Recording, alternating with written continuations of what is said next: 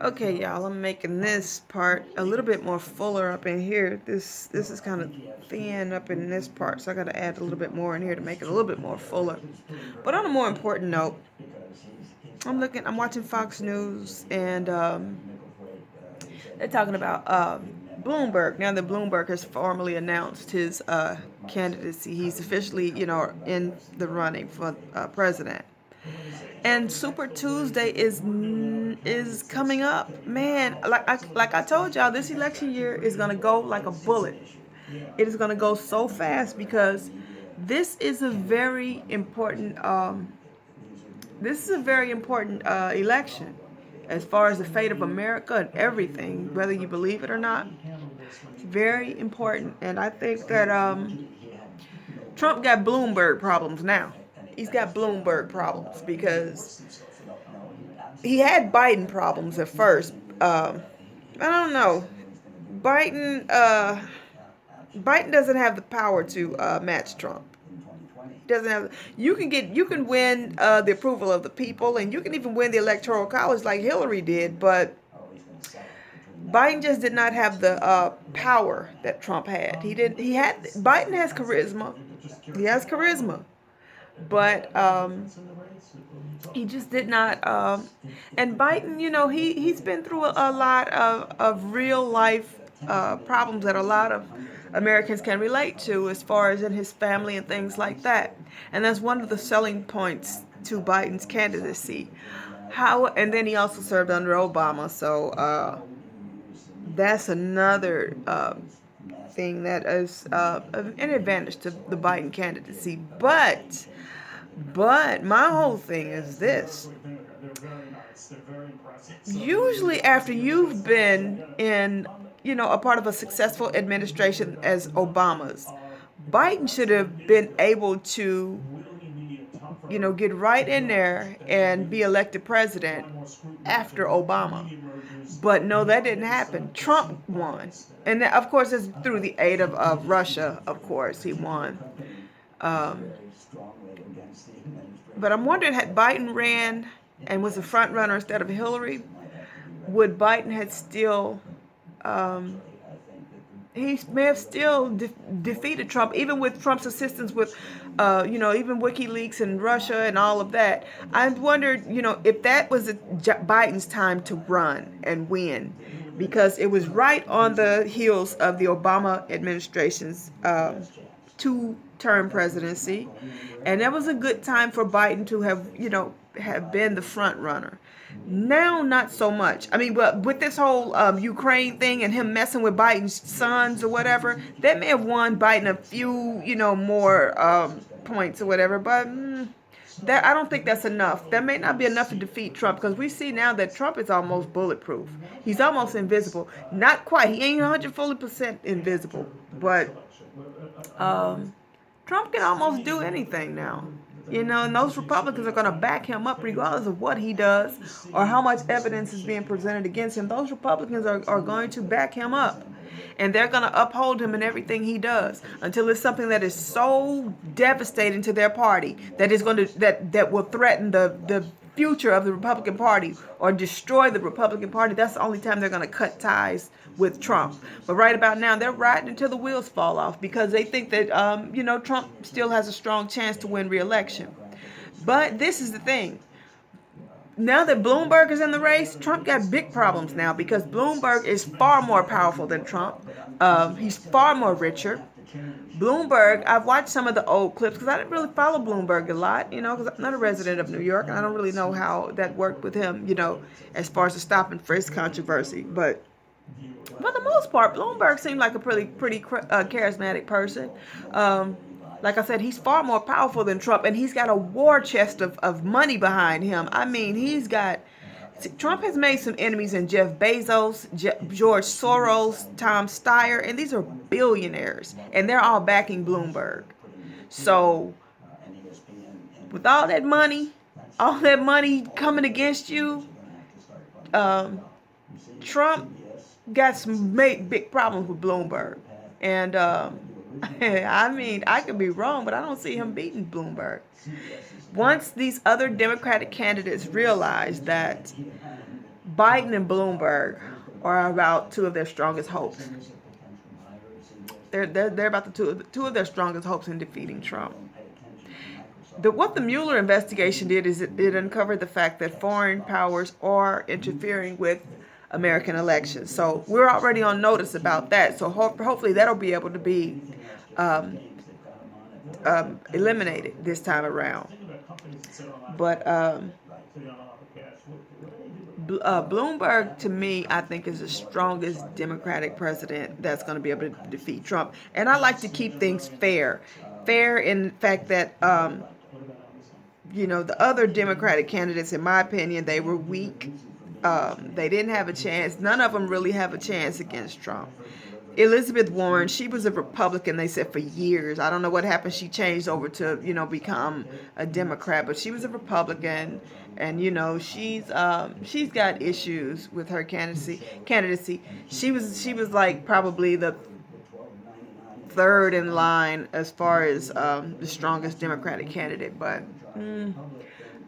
Elizabeth Warren doesn't have a chance against Trump. She doesn't have a chance. Biden, with Biden, I'm gonna go 30-70 chance in favor of Trump winning the election. That's my opinion. Bloomberg, I'm gonna go out on the limb and say Bloomberg is probably 60-40 in Bloomberg's favor, because Bloomberg is he's far more powerful than Trump. He knows how to win campaigns.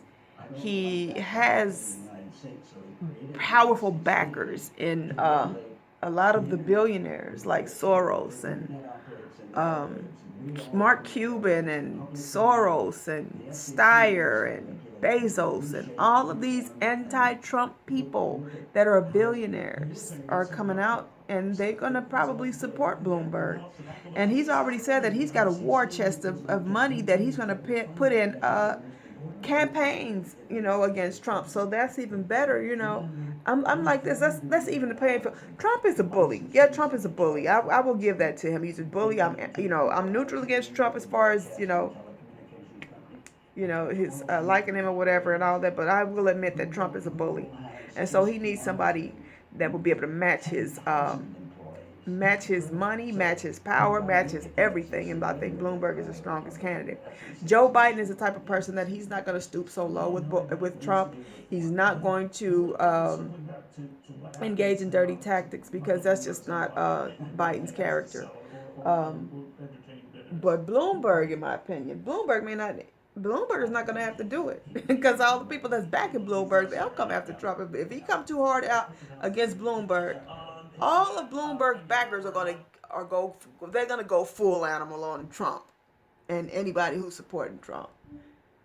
Bannon sit up talking about Trump going full animal.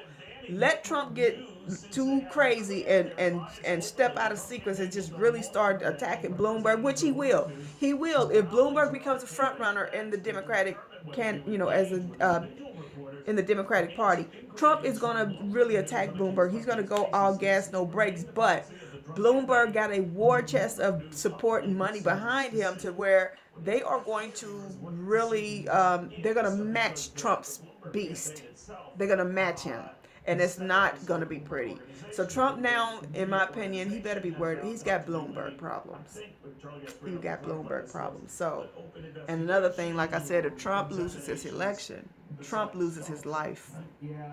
Trump loses his life, because they're going to go after him so hard. So he better win this election. He better win re-election, because it's over if he doesn't. That's just me. I'm thinking it is completely over for his whole family, his whole business. Everything is over. He better win this election. And I don't see him. He has lost the support of so many large voting blocks. He's lost the African-American vote. He's lost the Hispanic vote. He's lost the liberal female vote. Hollywood is against him. I mean, he's lost too many large voting blocks, and I don't know if he's going to be able to obtain or redeem himself with those populations within a year. I mean, it would really take some major stomping and pandering and campaigning on his behalf. So we'll see. But this year, y'all, is going to go by so fast because this election is riding on a lot. Is riding on the fate of this country, whether you all believe it or not or realize it. So, yeah, I'm watching it very closely, even though I don't have a well, I do have a dog in this fight now with reparations on the table. I have a dog in this fight. I have we black people, you have a big dog in this fight now. So anybody try to pander and lie and promise you a bunch of things, don't fall for it because we fell for that under Obama and a lot of and all of these. We fell for that, Clinton and all of. They promised us a lot of things that they didn't deliver. So don't fall for all that pandering and stuff. Don't fall for that anymore. You make people put up now. You look at their track records and everything. As far as Bloomberg and with their stop and frisk thing, I knew what he was what was he was trying to accomplish. He was trying to reduce gun crime in New York City because it had gotten out of control, and he had to do something with the even with the stop and frisk thing. It was it was more unequally enforced with the African American community, and it resulted in innocent black people getting killed. But I don't think he anticipated it happening like that. And not only that, it is happening in countries. I mean, in cities all across the country. Police are not just gunning down innocent black people in New York City. They're gunning down black people all over the country, and that's not because of the stop and frisk in New York City. Even though that law may have been the thing to, it was a pilot law or pilot policy implemented in other cities. That, that in my opinion, did not. It's happening all over the country, and it's been happening. Police brutality is nothing new, and it didn't start with stop and frisk. It's been happening everywhere. Bloomberg admitted his mistake. I mean, in New York, it was a mistake. It was a very huge mistake. But then again, at the same time, you got to realize that it dropped the homicide rate, the gun violence in New York, by a considerable amount, because New York now has some of the toughest gun control laws in the country, and that's why gun crimes have went down in New York. So stop and frisk was successful in that aspect, and we really can't blame Bloomberg for the things that that a rogue cop or a rogue judge does. You can't blame him for that. So that's my whole opinion on the stop and frisk thing. But you know, Trump, in my opinion, he better he better reevaluate a lot of things that he's doing right about now, because his whole fate, his destiny is really on the line right now. So, but like I said, this is going to be a very interesting election. I'm glad that the playing field is a lot more level now, because with those weak candidates that the Democratic Party is putting up here with Warren, Biden, and Sanders, that was too weak, and there's no unity because you got everybody trying to become the candidacy, and what they are doing is they're knocking each other down, kind of like how Hillary did Bernie. That hurt her when she sabotaged Bernie, when the Democratic Party should have unified at that time. And she pretty much sabotaged Bernie's candidacy from, all intents and purposes she did. And that's what I think hurt the Democratic Party, in addition to the Russian influence and things like that. So, like I said, I favor Bloomberg over everybody else as far as the Democratic Party. As far as the Democratic nominee, I favor Bloomberg, but Biden still has a chance now that Trump, even with this Ukraine thing, I think that helped Biden, because now people see what Trump was trying to do behind the scenes in order to get an advantage over Biden.